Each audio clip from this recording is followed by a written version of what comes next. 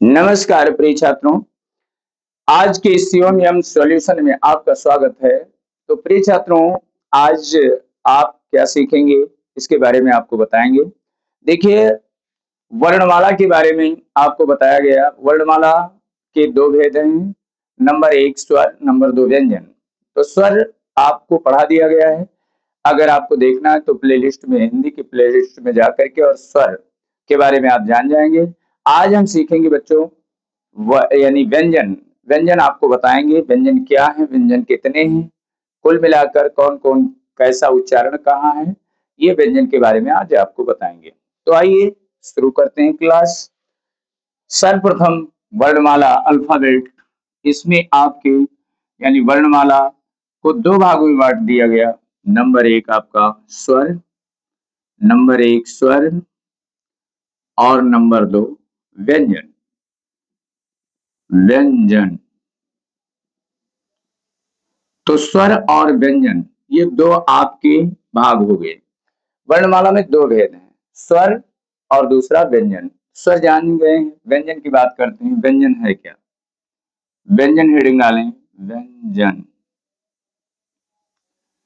तो व्यंजन की परिभाषा वह वर्ण जो स्वरों की सहायता से उच्चारण किए जाते हैं, स्वरों की सहायता से बोले जाते हैं, स्वयं नहीं बोले जा सकते। जो स्वयं बोले जाते हैं स्वर कहलाते हैं, और जिन वर्णों का उच्चारण करते समय में स्वरों की सहायता लेनी पड़ती है उन्हें व्यंजन कहते हैं। तो यहां पर लिखेंगे जिन वर्णों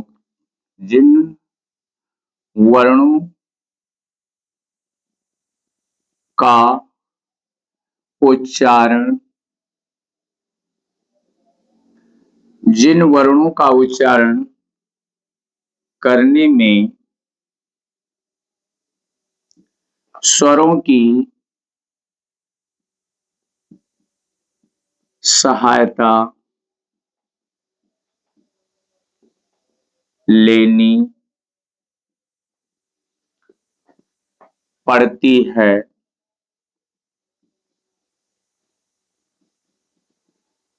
उन्हें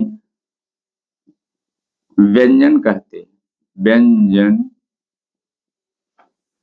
कहते हैं। देखिए, जिन वर्णों का उच्चारण करने में स्वरों की सहायता लेनी पड़ती है उन्हें व्यंजन कहते हैं। जैसे जैसे का, खा, गा, घा आदि। जितने भी वर्ण आते हैं यानी का से लेकर छत्रज्ञा तक, ये आपके व्यंजन कहलाते हैं, स्वर और व्यंजन। अब बात किया जाए कि व्यंजन कितने होते हैं, कहाँ से शुरू होते हैं। तो यहाँ पर आपको बताया जा रहा है, यानी सबसे पहले का वर्ग आता है। का वर्ग। का वर्ग में कितने वर्ण होते हैं? तो सर्वप्रथम आप बताएंगे 5 वर्ण होते हैं। का वर्ग में कितने वर्ण होते हैं? का वर्ग।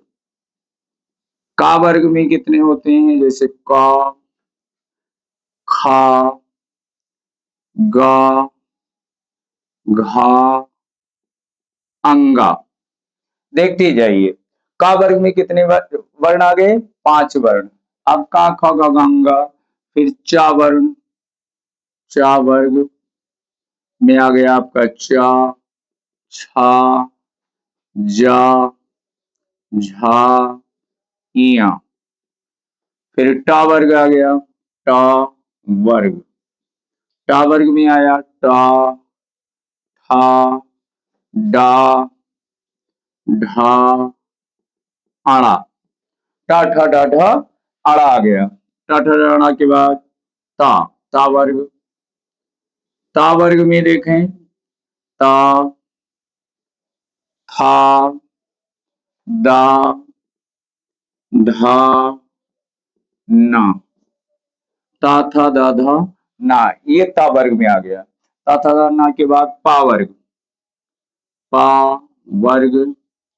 अब पा वर्ग में पा, हा, बा, भा, मा।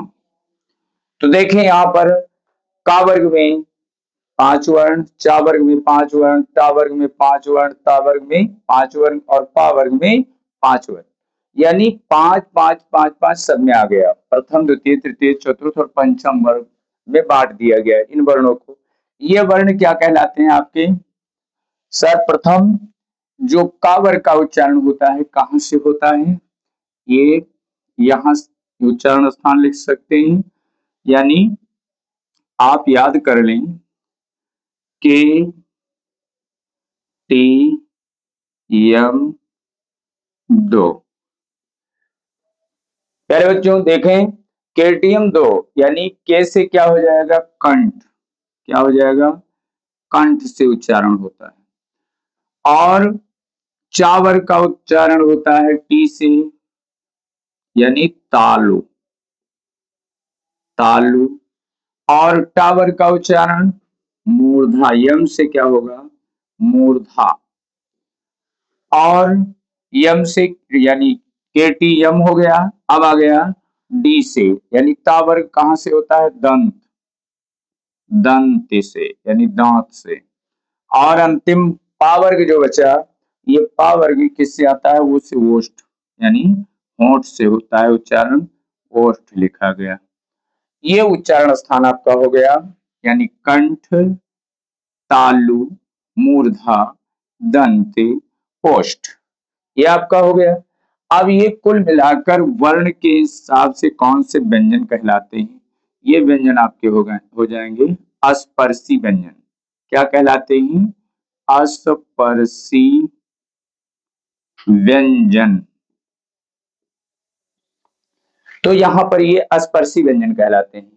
यानी अस्पर्शी व्यंजन किसे कहते हैं? अस्पर्शी व्यंजन उसे कहते हैं, देखिए जो फेफड़ों से सांस निकलता है, यानी हवा निकलती है, सांस निकलता है, तो जब वो मुंह में आती है तो हमारे मुंह में जो जीवा होती है ये विशेष स्थान को स्पर्श करती है।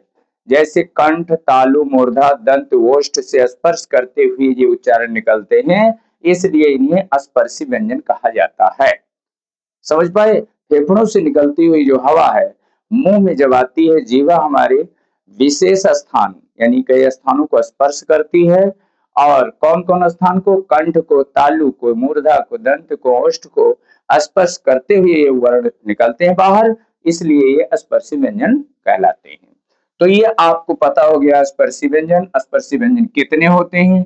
ये आपके होते हैं 5 गुणे 5, यानी हर वर्ग में 5 5 अक्षर हैं, तो 5 गुणे 5 बराबर कितने वर्ग हैं? 5 हैं। तो ये कुल मिलाकर 25 वर्ण हो गए आपके स्पर्शी व्यंजन, 25 हो गए। अब इसके बाद में इसमें और हम लेते हैं थोड़ा, यानी अगर हम घोष के आधार पर लेते हैं, घोष माने होता है जिसमें जो है कंपन होता है, यानी घोषत्व के आधार पर। तो यहां पर लिख लेते हैं घोषत्व के आधार पर। घोषत्व के आधार पर, तो घोषत्व के आधार पर यानी घोष, अघोष, सघोष दो होते हैं। इसके घोषत्व के आधार पर दो प्रकार के वर्ण होते हैं, एक होता है अघोष और दूसरा होता है आपका सघोष। अघोष और सघोष। देखें प्रिय मित्रों, अघोष और सघोष है क्या?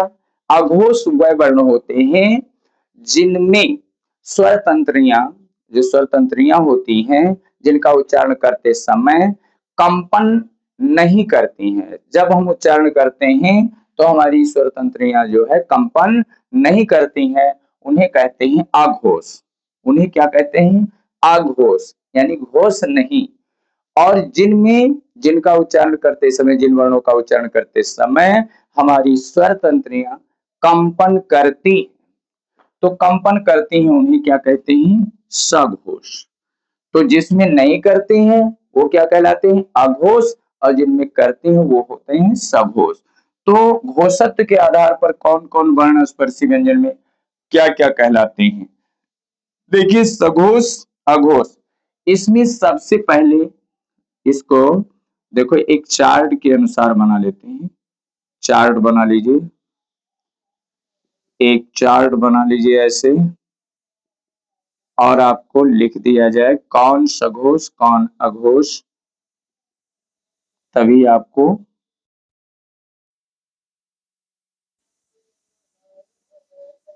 देखिए यहाँ पर ऐसे चार्ट बना लें। तो जब ये चार्ट बना लेंगे तो आपको पता होगा कौन अघोष है और कौन सघोष है, आपको पता हो जाएगा।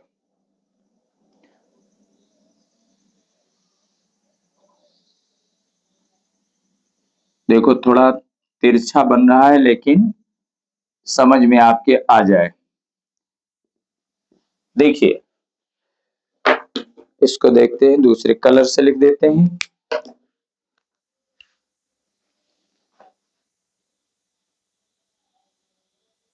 ये देखिए, अब देखिए इसमें जो का वर्ग है, प्रथम वर्ग, ये आपका होगा अघोष। क्या होगा? अघोष। ये अघोष होगा और दूसरा भी अघोष होगा। ये आपका दोनों वर्ग आपके प्रथम द्वितीय तृतीय चतुर्थ और पंचम, ये 5 स्थान है जिसमें से पहला और दूसरा आपका अघोष होगा और सारे सघोष होंगे। सघोष, सघोष, सघोष, सघोष। तो इसमें आपको देखिए, आपको पहला ये क्या है? अघोष, दूसरा अघोष, तीसरा सघोष, चौथा सघोष और पांचवा सघोष हो गया। तो ये घोषत्व के आधार पर आपका हो गया, घोषत्व के आधार पर। और दूसरा नंबर आपका आता है, दूसरा नंबर आपका आता है प्राणत्व के आधार पर। प्राणत्व के आधार पर देखिए, प्राणत्व के आधार पर देखिए, प्राणत्व के आधार पर अगर वर्ण देखा जाए, स्पर्शी व्यंजन देख रहे हैं केवल आप लोग, तो प्राणत्व के आधार पर इसमें भी 2 प्रकार के होते हैं। वर्ण कितने प्रकार के होते हैं? 2 प्रकार के होते हैं। पहला होता है अल्प प्राण, अल्प प्राण, और दूसरा होता है महाप्राण, महाप्राण। देखिए अल्प प्राण क्या है और महाप्राण क्या है, कौन से वर्ण आपके अल्प प्राण में आते हैं, कौन से महाप्राण में आते हैं। अल्प प्राण का मतलब होता है जब उच्चारण करते समय, किसी भी व्यंजन का उच्चारण करते समय अगर हमारे मुख से हवा कम निकलती है, हवा कम निकलती है, वह अल्प प्राण कहलाते हैं। अल्प माने थोड़ा, यानी जब हम उच्चारण करते हैं तो हमारे मुख से जो हवाएं निकलती हैं कम निकलती है, वो अल्प प्राण होता है। और जिन वर्णों का उच्चारण करते समय मुख से हवा अधिक निकलती है उसे महाप्राण कहते हैं। महा माने बड़ा होता है, तो महाप्राण में यानी अधिक हवा निकलती है, अल्प प्राण में हवा कम निकलती है। तो अल्प प्राण मतलब थोड़ा प्राण और महाप्राण मतलब अधिक प्राण। तो जिसमें हवा कम निकलती है उसे अल्प प्राण कहते हैं, जिसमें हवा अधिक निकलती है उसे महाप्राण कहते हैं। तो अब देखें कौन अल्प प्राण है इसमें स्पर्शी व्यंजन में और कौन महाप्राण है, इसके बारे में आप जानें। तो पहला वर्ग जो का वर्ग है, यानी प्रथम चरण जो होता है, प्रथम द्वितीय तृतीय चतुर्थ पंचम, पंचम वर्ण है। तो 5 वर्ग है, इसमें से देखिए पहला आपका क्या है, महाप्राण है कि अल्प प्राण है, देखते हैं, बताएं पहला आपका अल्प प्राण है या महाप्राण है, इसको आप बताएं। सबसे पहले आपका होगा अल्प प्राण। क्या होगा? अल्प प्राण, क्योंकि का उच्चारण करते समय हमने हमारे मुख से हवा बहुत ही कम निकलती है, तो ये होता है अल्प, अल्प प्राण। और खा जो होता है, ये क्या होता है? महाप्राण, महाप्राण,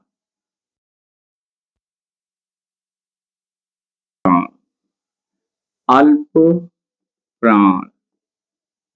फिर घ, महाप्राण। फिर आपका अंग, अल्प प्राण।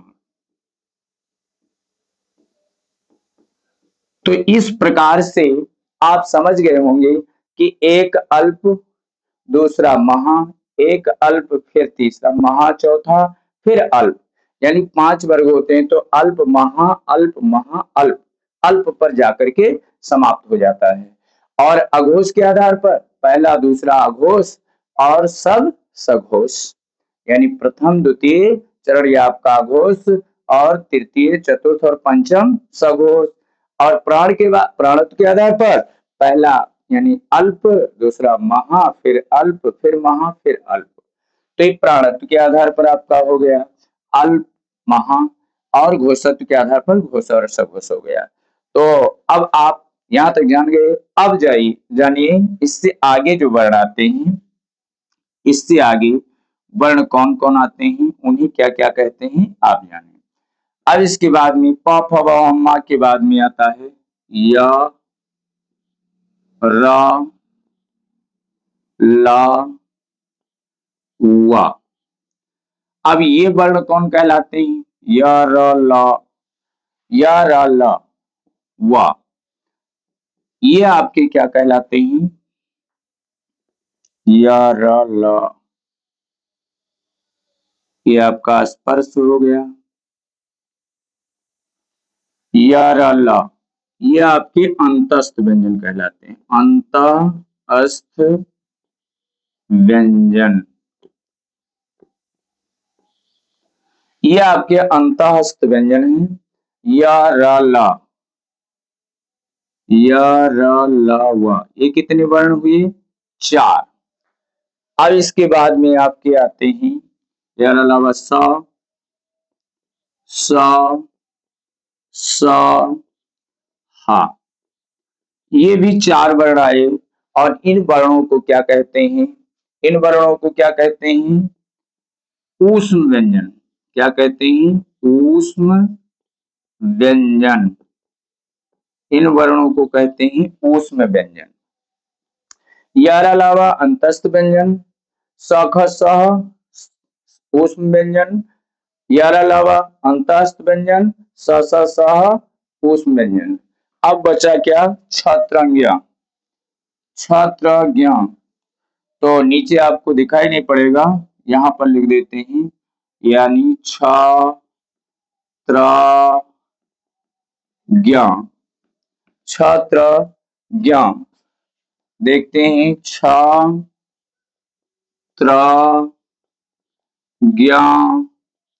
श्रा।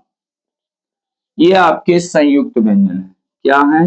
संयुक्त व्यंजन। ये आपके संयुक्त व्यंजन हो गए। तो 4 आपके अंतस्थ, 4 आपके हो गए ऊष्म, और 4 आपके हो गए संयुक्त व्यंजन। अब बचा क्या? बचा है 2। कौन कौन? एक बचा आड़ा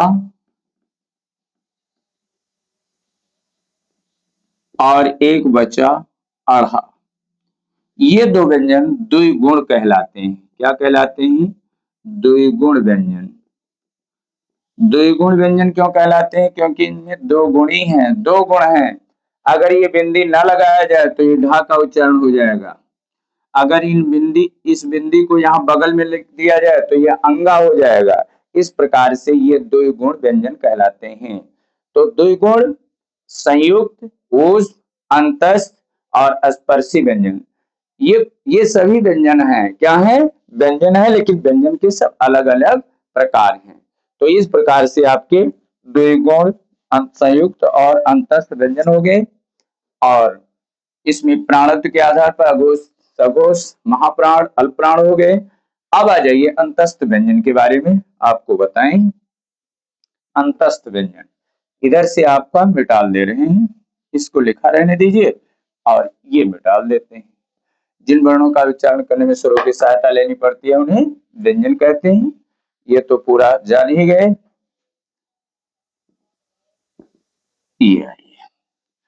तो यहां पर अब आपको समझाने जा रहे हैं कि अंतस्थ व्यंजन क्या है और अंतस्थ व्यंजन का उच्चारण क्या है। सर्वप्रथम यहां पर लिखेंगे अंत अस्थ व्यंजन। अंतःस्थ व्यंजन क्या है? ये व्यंजन और स्वर के दोनों के बीच में आते हैं। व्यंजन, स्वर और व्यंजन के बीच में ये वर्ण आते हैं जो क्या कहलाते हैं? य, र, ला, वा। यारा, लावा। तो या जो है, या यहां पर लिखते हैं, या का उच्चारण क्या है? तालव्य। या का उच्चारण तालव्य, यानी तालु से इसका उच्चारण आता है। कहां से? तालु से। रा, रा का वर्त से है, वर्त से है। इसका उच्चारण कहां से आता है? दंत मूल या मसूढ़ा। दंत मूल या मसूढ़ा से आता है। जब हम रा का उच्चारण करते हैं, या का उच्चारण करते हैं, तो या तालव्य है। तालव्य को हम तालु से उच्चारण करते हैं। रा वर्त से है, इसका उच्चारण दंतमूल मसूढ़ा से होता है। अब ला की बात करते हैं तो ला, ये भी वर्त से है और इसका उच्चारण किससे करते हैं? यारा ला, ये भी दंतमूल मसूढ़ा से। दंत मूल या मसूढ़ा से। इसके बाद में वा जो है क्या है? वा का उच्चारण या र ल वा, वा का उच्चारण दंतोष्ठ से होता है, यानी इसका उच्चारण किससे होता है? दंतोष्ठ, यानी दांत और वोंठ से वा बोला जाता है दंतोष्ठ से। अब इसमें देखते हैं कि उच्चारण में ये अघोष है या सघोष है, इसके बारे में बताया जाए आपको। या र ल वा, या का उच्चारण तालव्य यानी तालु से, रा का उच्चारण दंतमूल मसूढ़ा से, ला का उच्चारण आप दंतमूल मसूढ़ा से देख रहे हैं, वा से दंतोष्ठ यानी दांत और होंठ से है। अब ये यारा लावा क्या है? ये सभी क्या है? सघोष हैं। क्या है? सघोष। सभी सघोष हैं। अब सघोष अघोष आपको बता चुके हैं, और सभी अल्प प्राण हैं। सभी सघोष, सभी क्या हैं? अल्प प्राण। अगर प्राणत्व के आधार पर देखा जाए तो ये चारों क्या हैं? सभी अल्प प्राण हैं, और सभी ये क्या है? सघोष हैं। सघोष में क्या होता है? स्वर तंत्रियां हमारी कंपन करती हैं इनका उच्चारण करते समय, और मुख से कम हवाएं निकलती हैं, इसलिए अल्प प्राण भी कहा जाता है। तो य र ल व आप लोग जान चुके हैं। अब या और वा यहां पर और लिख लेंगे, या और वा ये अर्ध स्वर है। क्या है? ये अर्ध स्वर है। अर्ध स्वर, ये क्या है? अर्ध स्वर है। या और वा ये आपके अर्ध स्वर हैं। ला क्या है आपका? र। रा लुंठित है। क्या है? लुंठित। लुंठित का क्या मतलब है? लुंठित का मतलब होता है लुढ़क कर, यानी इनका उच्चारण करते समय हमारी जीभ जैसे र, क्या बोलते हैं? र, तो लुढ़क जाती है, यानी ऐसे लुढ़कना कहते हैं। तो ये लुंठित स्वर कहलाते हैं, लुंठित व्यंजन। ये व्यंजन है तो इसे क्या कहते हैं? लुंठित वर्ण। लुंठित वर्ण है, ये वर्ण है। अब एक शब्द आता है ला। ला क्या है आपका? ला पार्श्विक है। पार्श्विक, पार्श्विक। फारसिक का मतलब क्या होता है? जब हम ला का उच्चारण ला बोलते हैं तो क्या होता है? पारसिक का मतलब हमारी जीवा एकदम मुड़ करके और दोनों बगल से सांस बाहर निकलती है। ल क्या बोलते हैं? ल ल पर यानी तालु पर जाकर के जीवा मुड़ करके और दोनों बगल से यानी सांस स्पर्श करके बाहर निकलती है। तो ये वार्षिक है। क्या है? ये वार्षिक आपके कहलाते हैं ला। तो इस प्रकार से आपके य र ल व य र ल यानी आपके उच्चारण स्थान हो गए, सघो सल प्राण हो गए, अर्ध स्वर हो गया, र लुंठित हो गया आपका, ल पार्श्विक हो गया। इस प्रकार से अंतस्थ व्यंजन आप लोग पूर्ण रूप से जान चुके हैं। अंतस्थ व्यंजन आपको पता हो गया है। अब इसके बाद में आपको हम क्या बताने वाले हैं? ऊष्म व्यंजन। तो उस व्यंजन के बारे में अंतस्थ व्यंजन को हम साफ करते हैं और यहीं पर आपको समझा देते हैं। तो आप लोग समझ गए होंगे। अब इसको हम डालते हैं यहाँ से। अंतस्थ व्यंजन यारा लावा समझ गए सभी। अब आता है आपका नंबर, यानी स्पर्श व्यंजन जान चुके आप, अंतस्थ व्यंजन जान चुके, अब ऊष्म व्यंजन पर पहुंच चुके हैं। ऊष्म व्यंजन हेडिंग डालें, ऊष्म व्यंजन। ऊष्म व्यंजन या संघर्षी व्यंजन कहलाते हैं ऊष्म व्यंजन। ऊष्म व्यंजन कौन कौन होते हैं? यहां पर आता है स, स, स, हा। स, स, स, हा। ये चार वर्ण आते हैं। अब जब चार वर्ण आ गए तो इनका अलग अलग उच्चारण होता है। जैसे सा लिखा, फिर सा, फिर सा, फिर हा। तो सा का उच्चारण क्या होता है? ये तालव्य होता है। इसे हम तालव्य सा भी कहते हैं, तालव्य। तो तालव्य का उच्चारण तालु से होता है। किससे उच्चारण होता है? तालु से होता है। और ये सा मूर्धन्य होते हैं। मूर्धन्य, मूर्धन्य सा इसे बोला जाता है। ये मूर्धा से होते हैं, यानी इसका उच्चारण मूर्धा से होता है। अब सा क्या है? वर्त से है, वर्त से। सा आपका वर्त से है और इसका उच्चारण कहां से होता है? ये आपका दंत मूल मसूढ़ा से होता है। दंत मूल या मसूढ़ा से। देख रहे हैं आप, वर्त से ये दंत मूल मसूढ़ा से है। अब बचा आपका हा शब्द। तो अब ये ऊष्म है क्या? ऊष्म आपका क्या है? ऊष्म वह वर्ण है जिसके उच्चारण करने में हमारे मुख से गर्म श्वास निकलती है, गर्मी पैदा करती है, इसीलिए ऊष्म कहलाते हैं। क्या कहलाते हैं? ऊष्म वर्ण। तो जब ऊष्म वर्ण होता है तो सा का उच्चारण करेंगे कहां से? तालव्य से, यानी तालु से।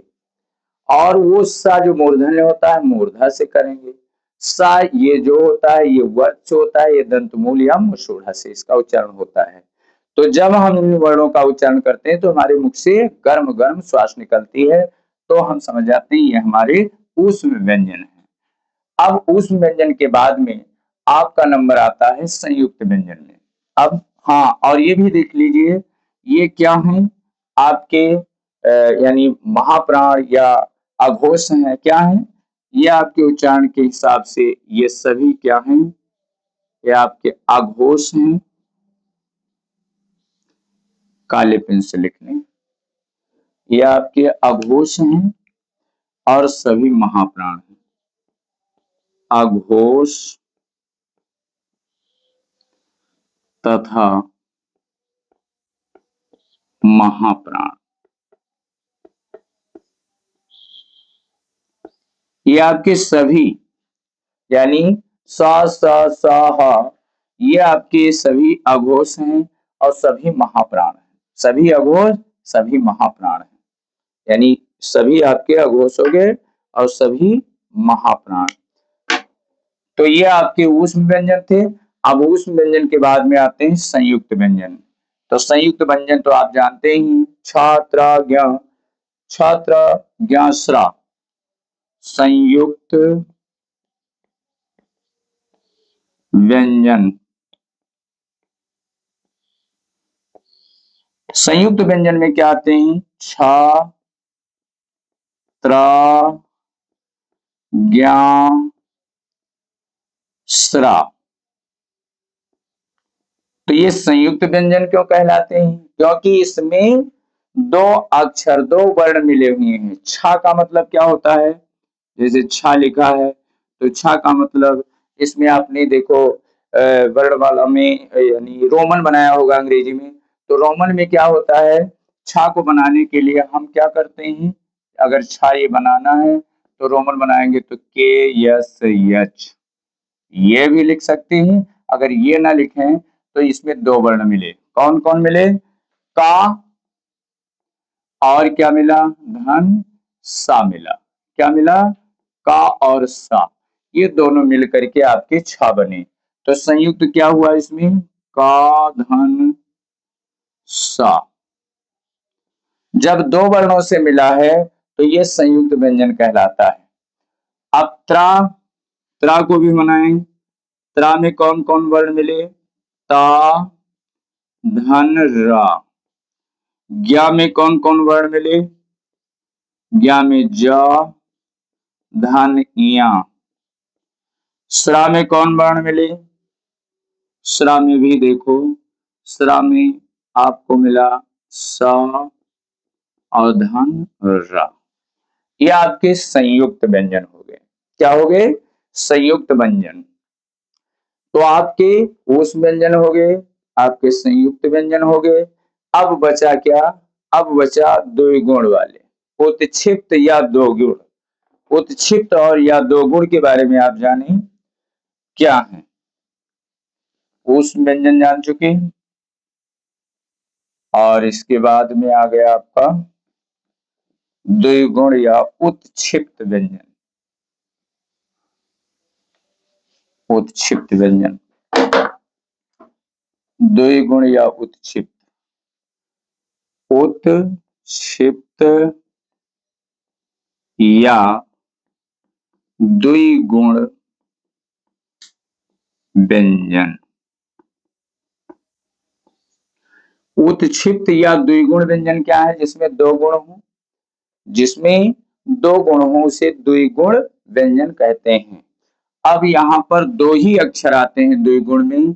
एक तो आता है आ और दूसरा आपका आता है आढ़ा, जो पढ़ाई, चढ़ना आदि शब्दों में प्रयोग किया जाता है आढ़ा का, और आड़ा होता है। ये दो गुण व्यंजन कहलाते हैं, उत्क्षिप्त या द्विगुण। अब ये क्या है? किस प्रकार के उच्चारण है इसमें द्विगुण में, इसको जानिए। ये आपका क्या है? ये आपका अल्प प्राण है। जो अड़ा है ये आपका अल्प प्राण, और ये अढ़ा आपका महाप्राण। अल्प प्राण, महाप्राण है, और दोनों क्या हैं? ये दोनों आपके सघोष हैं। क्या है दोनों? दोनों सघोष। यहां भी सघोष, घोषत्व के आधार पर, और ये भी सघोष, सघोष। यानी दोनों सघोष, एक अल्प प्राण और एक महाप्राण। यानी आधा महाप्राण है और आड़ा अल्प प्राण है। एक अल्प प्राण, एक महाप्राण, और एक सघोष है, और एक आपका ये भी सघोष। दोनों सघोष, एक अल्प प्राण, एक महाप्राण, यही समझना है आपको। एक अड़ा और एक अढ़ा। तो इस प्रकार से आपके उत्क्षिप्त और दोगुण व्यंजन हो गए। अब आप व्यंजनों की संख्या मिला लीजिए, उसके बाद में आगे बढ़ा जाए। सर्वप्रथम व्यंजनों की संख्या बढ़ाया यानी मिलाया जाए। दोनों देखिए उच्चारण के स्थान पर ये दोनों क्या है, ये दोनों यानी एक अल्पप्राण एक महाप्राण, एक सघोष एक अघोष है, और दोनों क्या है, मूर्धन्य यानी मूर्धन्य है, दोनों मूर्धन्य। मूर्धन्य का मतलब ये मूर्धा से ही उच्चारण किए जाते हैं, दोनों मूर्धन्य। तो मूर्धन्य हो गया, दोनों में अल्पप्राण महाप्राण हो गया, अड़ा अल्पप्राण अड़ा महाप्राण, और दोनों सघोष और दोनों मूर्धन्य। इस प्रकार से आपके उत्क्षिप्त और द्विगुण व्यंजन हो गए। अब व्यंजनों की संख्या को जोड़ा जाए, इसको मिटा लेते हैं, यहीं पर इसको जोड़ लिया जाए। कितने वर्ण हो गए आपके?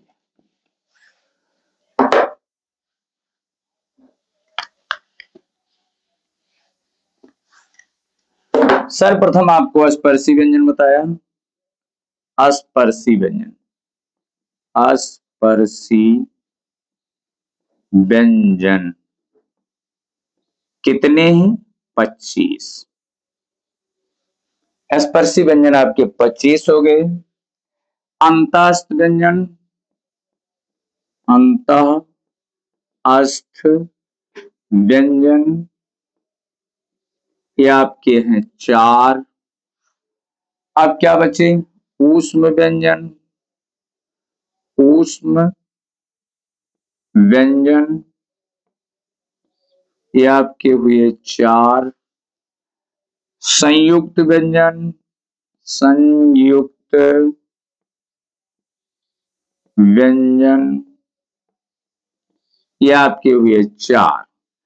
25 स्पर्शी, अंतस्थ 4, ऊष्म 4, संयुक्त 4।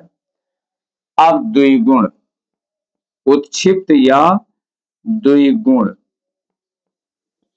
द्विगुण व्यंजन ये आपके हैं 2। और एक आपका आ गया विशिष्ट। विशिष्ट जो नया आया वो है आपका 1। यहां पर 0 लगा लेते हैं, जोड़ने में आपके लिए आसानी रहेगी। और आपके स्वर कितने बताए गए थे? स्वर बताए गए थे आपके 13।